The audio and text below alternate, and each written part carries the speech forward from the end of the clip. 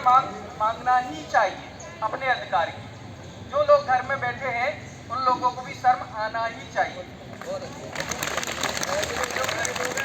मैं ये कहूँगा उन लोगों के कारण हमारा भविष्य अंधकारमय हो रहा है, या तो जो लोग दोहरी नीति कर रहे हैं कि आज यहाँ साइन भी कर रहे हैं और यहाँ भी, उन लोगों के लिए भी कहूँगा एक बार साथ देके तो देखो, आप खुले मन से आके तो देखो, ईश्वर वो सब देगा, क्योंकि हम सबके हक की बात कर रहे हैं और आप एक अच्छा कार्य करने जा रहे हैं। आप इस बात को समझिए कि आपके ऊपर ईश्वर की बड़ी कृपा है जो इस कार्य करने के लिए आपको आगे आ रहे हैं, जो भी आगे आ रहे हैं, क्योंकि ये समझ लीजिए किसी की पीड़ा हरना, किसी का दुख हरना, ये ईश्वर जिसको दायित्व देता है वही कर पाता, अन्यथा नहीं कर पाता।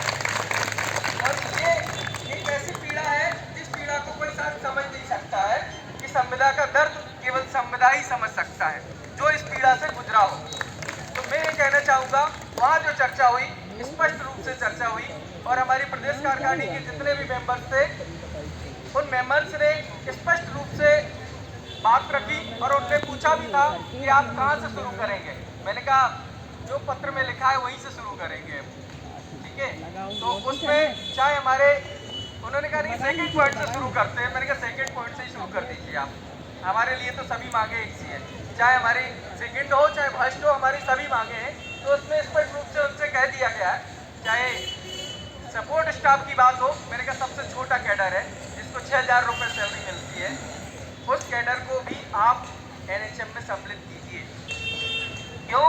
उसको 6,000 की सैलरी उसके हाथ में महीने पे नहीं आ पाती, 4-4, 6-6 महीने पे आती। उसमें भी पता चलता है आप देते 9,000, उसको पाते हैं वो 4,000, 5,000 उसके अकाउंट में डलवा ली जाती है और वापस फोन पे और गूगल पे में वापस मंगा ली जाती है।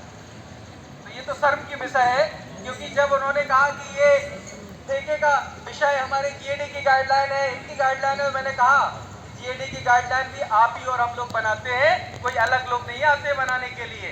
इस बात को आप समझिए। जब हमारे डीडीसी सपोर्ट स्टाफ को पिछली बार हमने गौरी सिंह मैडम के सामने उनको भी आउटसोर्स कर दिया था, तब एनएचएम में वापस करके लाए थे, तो आज हमारे इन सपोर्ट स्टाफ को भी आपको अंदर लेना ही होगा। ये स्पष्ट रूप से बात रखी।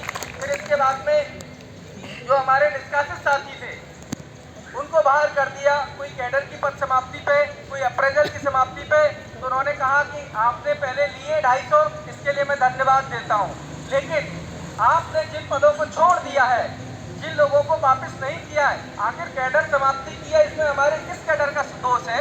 आपने समाप्ति की है ना पद को, आपने पद समाप्त किए हैं, तो आपके पास ऐसा तो है नहीं कि पद नहीं है। आप हर महीने वैकेंसी निकालते हैं, 19,000 से 32,000 पे आज पहुंच गए हैं। आज हर महीने हर कैडर के पद निकाल लें, तो उन पदों में उनको समायोजित कीजिए आप, चाहे जैसे करना पड़े आपको, क्योंकि हमने नहीं आप उनकी नौकरी हटाई, आपने पहले नौकरी पर रखा। आपने कह दिया कि हमारे पास पैसा नहीं, उसका परिवार कहाँ जाए जो 10-10 साल हो गए नौकरी करते करते।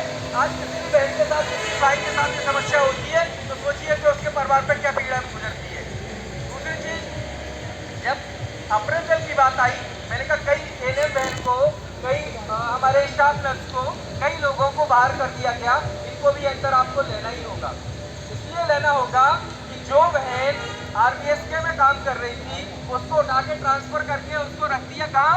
आपको सब सेंटर में। अब उसका काम पूछा जा गया उससे। अब ये बताइए, जब उसने साल भर आरबीएसके में काम किया और वो कहाँ से डिलीवरी रिपोर्ट दे देगी? आपने उसको बाहर कर दिया गया। कई हमारे जो वरिष्ठ अधिकारी थे उन्होंने धमकाया, उस समय क्या परिस्थिति बनी? ऐसा तो नहीं है कि उन लोगों को 10 साल से काम कर रहे हैं एनएम स्टाफ में आता नहीं है, कुछ आता तो है। जब आप पद निकाल रहे तो उनको ही उसमें सम्मिलित कीजिए जो भी हमारे निष्कासित हो, ठीक है। अब विषय आता है अपना नियमितीकरण का। जो नियमितीकरण का विषय है, इस बार स्पष्ट रूप से पूरी प्रदेश कार्यकारिणी ने एक स्वर में एक बात कही कि नियमितीकरण, नियमितीकरण, नियमितीकरण, इसमें कोई दो राय नहीं। और हमारे जितने भी एम्प्लॉय हैं, जो भी एनएचएम के 32,000 एम्प्लॉय हैं, उन सभी की बात रखिए। हमें कैडरों से कोई मतलब नहीं, हमें तो उससे मतलब है जो एनएचएम की एचआरएमएस आईडी बनी है वो सर नियमितीकरण करें, हमारे सपोर्ट स्टाफ का भी नियमितीकरण करें। तो उस विषय में ये भी पूछा गया कि मांग तो आपकी जायज है, तो मैंने कहा कि जायज है या जायज है? तो बोले जायज है। आप मानते हैं? मैंने कहा जायज। मानते हैं तो इसको अभी तक क्यों नहीं?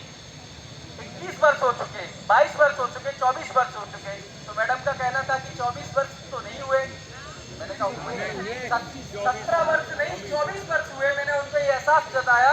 मैंने कहा एनएचएम कब से आया? वो बोली मैंने कहा 2005 से। फिर आपने कैसे कहा? तो मैंने उनसे कहा हमारे जो 1995 से हमारे टीवी वाले साथी भी थे जो उनको एनएचएम में मंच किया था, आज उनको भी 24 साल हो गए। तब हमारे गौर साहब ने भी कहा कि नहीं हो चुके हैं 24 वर्ष। तो सोचिए मैंने कहा 24 वर्ष से जो पीड़ा सह रहे हैं, क्या हम अपने बच्चों का भविष्य भी नहीं सोच सकते? या नियमितीकरण से जो हमारे संविदा पे वो रिटायरमेंट हो रहे हैं, कि आखिर कब होंगे नियमित? हम कब मांगेंगे नियमित?